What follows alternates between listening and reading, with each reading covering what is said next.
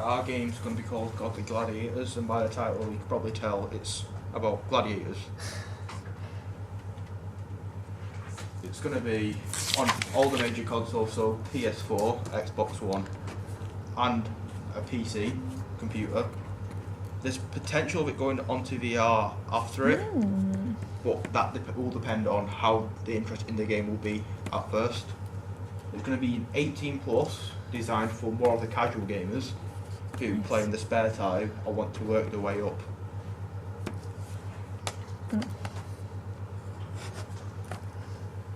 The USP of the game, to show how it's different to other games, is you can see clear progression by going up the islands.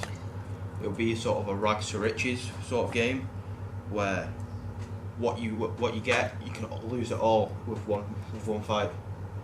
There's always a choice of a weapon or currency at the end of every fight, and you get the choice of what you want to choose to improve your life in the game.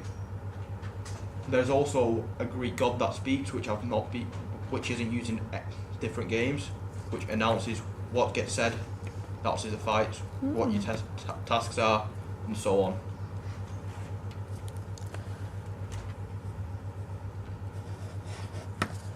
The game setting, it will be set in 100 BC.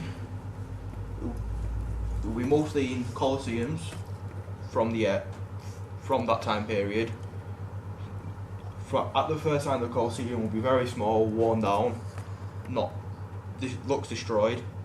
But as you work your way up, it will gain in size and in the way it looks by looking more posh, more clean, with a bigger crowd during each fight who will cheers and react to the battle. You could hear there'll be music playing throughout the travelling and the opening of the game, which would be like an epic sort of music, sort of Pirates of the Caribbean style, with obviously Ares speaking and the weapons hitting each other. That'll be sort of the sounds you can hear throughout the game.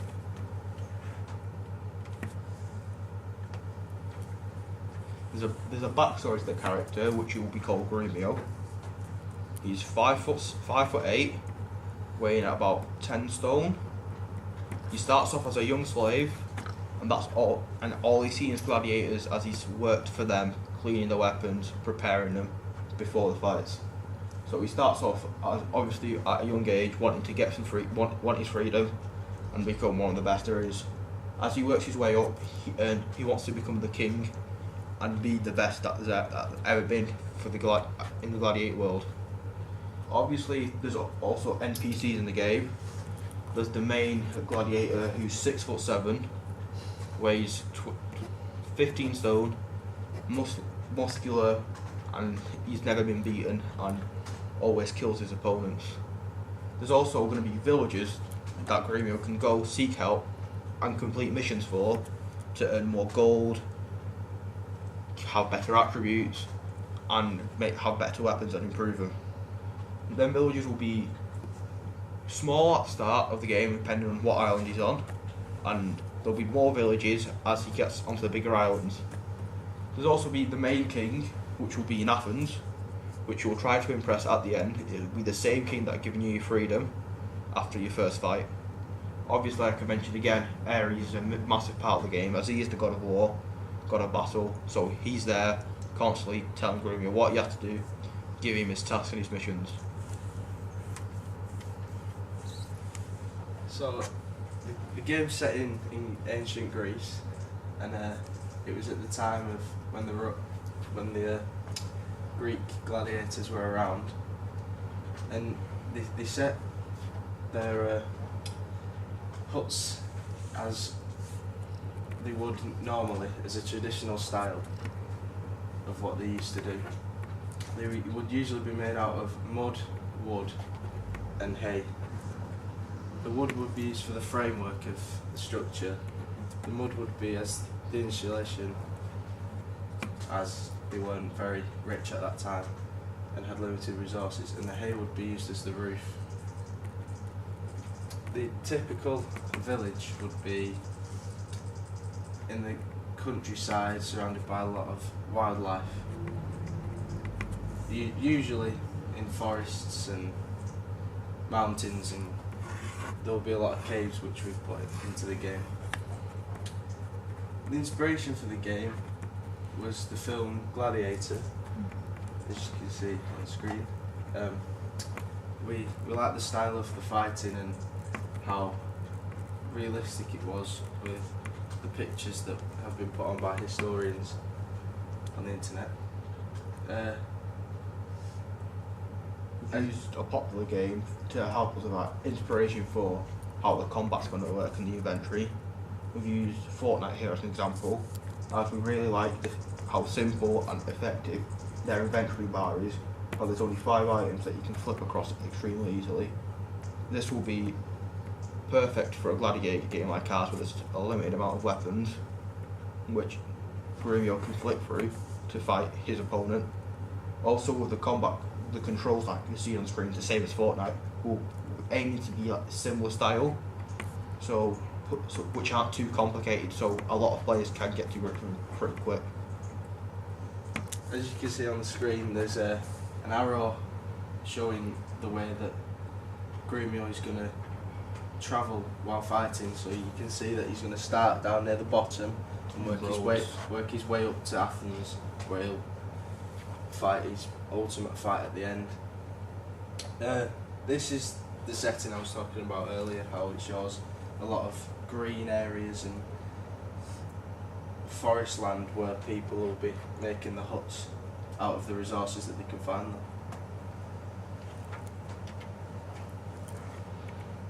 The game mechanics, it'll be to start with a single player, whereas you can play as Grumio in third and first person, so you can get different perspectives of the views.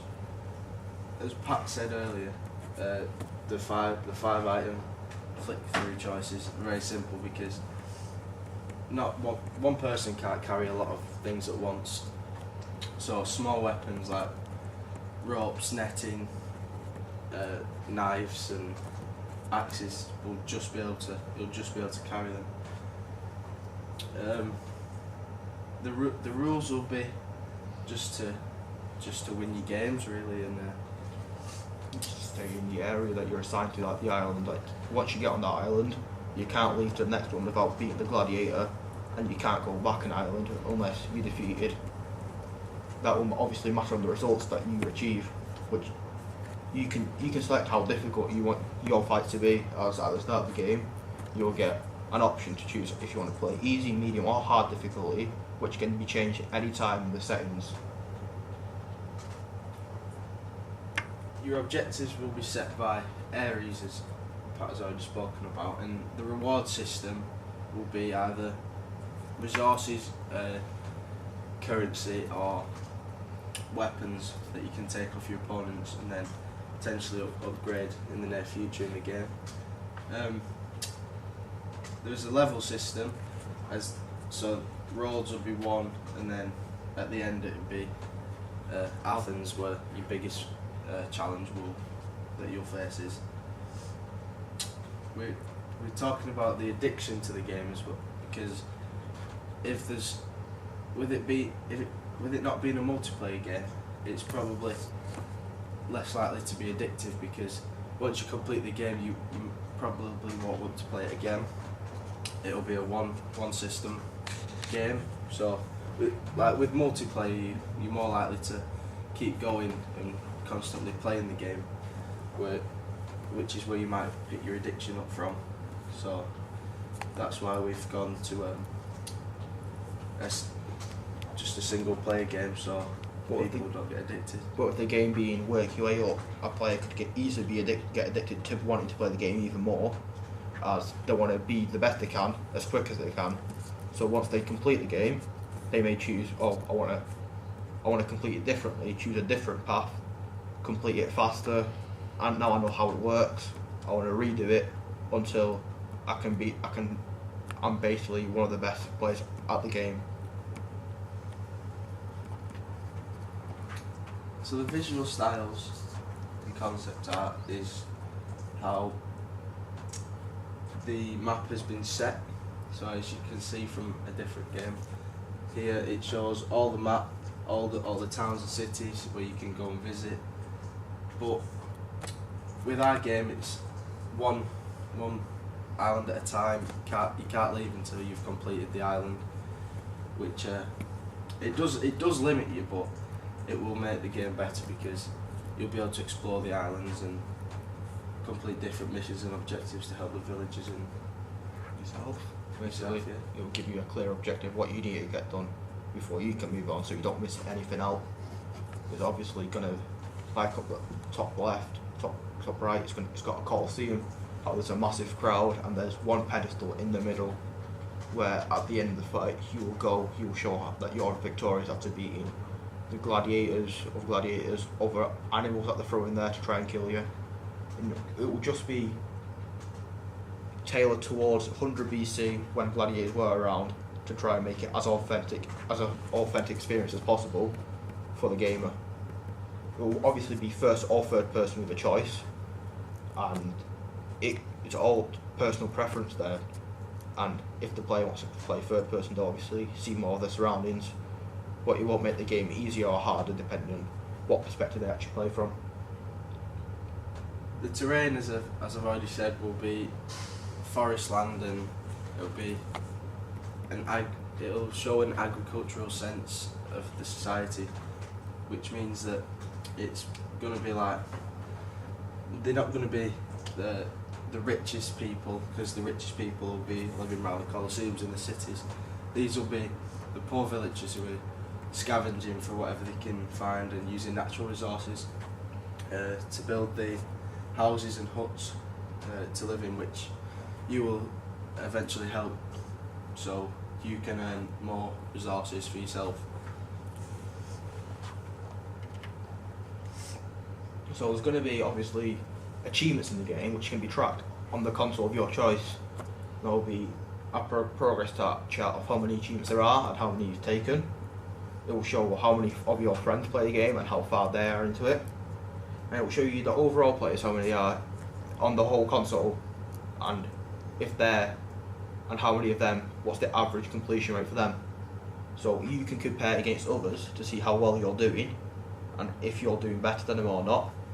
So if you're doing worse than them, you can say, oh, I need to put more work into the game to be like others. So if it goes multiplayer in the future, I can compete against them as well. We're going to obviously include a fan site, a subreddit, where fans can leave reviews for possible improvements of the game, possible patches in the future to tailor towards fans, so they don't get bored and they stay with the game.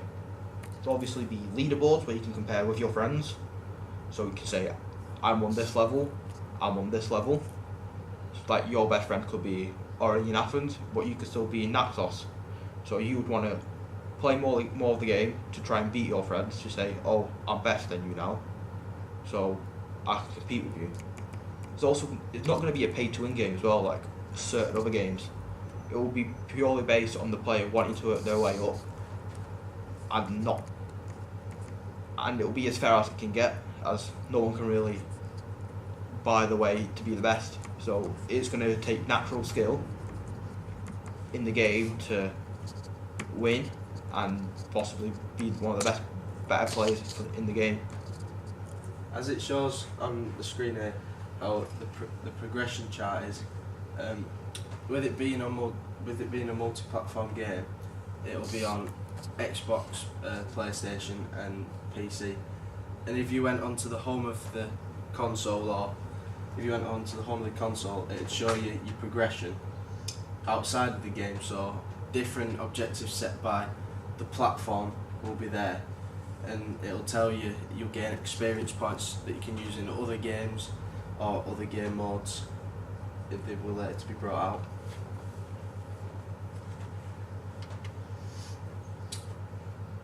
out. These are the 4 most dangerous weapons in the game that we've decided to go with. So there's the mace, the sword and shield, the axe and the arrow. The 2 most valuable ones that Gremio could use in his final fight in Athens would be the mace and the axe. the mace is a lethal handheld weapon which has a cannonball on the end with spikes coming out of it, so it can tear through opponents and make your challenges easier if you are able to unlock this. It's got a metal chain connected to a wooden handle, which has metal around it to keep it together, so it's very durable, meaning that the gladiator, that Gremio, can use it for a long time before having to repair it or getting a new one. So there's not much worry for the player of, well, oh no, I need to improve one of my best weapons, which isn't the case anymore. It isn't the case with the mace. So it will be very useful for him in his last fight. So we don't have to save it as well. So he can use it in the islands before, so he can work up his way up faster and complete the game at a faster rate, at a higher level. So the axe is in the top left. You can take it off the 7'4" beast in the fights, because that's the weapon of his choice. It has a knife coming out the top, which makes it dangerous because your opponent could be trying to block the axe, but then the knife could get through their barrier and hurt them. It is a 3-headed weapon, which means it's got three blades coming out of it, which makes it even more dangerous for your opponents because you could be focused on one when there's 3 blades coming at them at once. So it is probably More of the better weapon. the most dangerous. As it is also made, the metal is iron, so meaning it's very durable. So it isn't going to degrade that quickly over time, meaning that Gremio can use this to his advantage also when on quest for villages, when he needs to kill an animal to get its hive, to get its meat for the villagers, to chop a tree down for him. He can use it and still be able to use it in the fight later. With the wooden handle, also with metal along it, securing it to the rest of the axe, it'll allow Gremio to not snap the axe when he's fighting with it, letting him basically just win the fights easier, and you don't have to worry about it breaking on him mid-fight. That's good, like gladiators. Great, okay, so just got a couple of questions. Can you go back to a review of the game? Can you just explain the genre? Genre. Yeah, the game. It's an adventure game mixed with a fighting game, as you have to explore your way through the islands, helping others, but also have to fight your way up, meaning there's going to be gore in it, but that's one of the reasons we made it 18+. So in the adventure part of it will depend on how eager the player is to get tasks done, so he can be better for it. It's meaning if he chooses to help the villagers more, the fights will be easier for him to win. But is that trade-off better for him to complete the task or go straight to the Colosseum to try and progress faster? Okay, so you said that it's 18+. Can you kind of give me a bit more information as to why it's 18+ from your market research? Judging by the fact that from that time period, gladiators, when they fought, it was usually fight to the death, a lot of blood, a lot of heads being chopped off. And on other games like gladiator games are also 16+, 18+. We decided it's only fair if we make it such a PEGI 18, as a 12-year-old would not be able to. It'd be too much for him to see in a game where someone chops someone's head off and blood's pouring out and stuff like that. He just wouldn't be able to handle that type of game. And then if you can just go to the unique features, what will make people want to play it? The progression that they have. There's not many gladiator games out there anyway in the market that are available, and none of them have a clear progression that you can see, that you can work your way up. So it will give people an incentive to buy it, to show, so they've got a task to work towards in the game, and once they've reached that task, they can go reach another task, and so on and so on. So it's a bit it's different to the other games out there. Okay. It differentiates from other games And in essence, it's the adventure part of the game is similar to the Tomb Raider, because you're on your own and you're working your way up to the top. So it shows that it's achievable on your own, as it shows it's a rags to riches. You start off as a slave and work your way up to possibly taking over the Greek Empire. Great, just one more. If you can go to references and inspiration.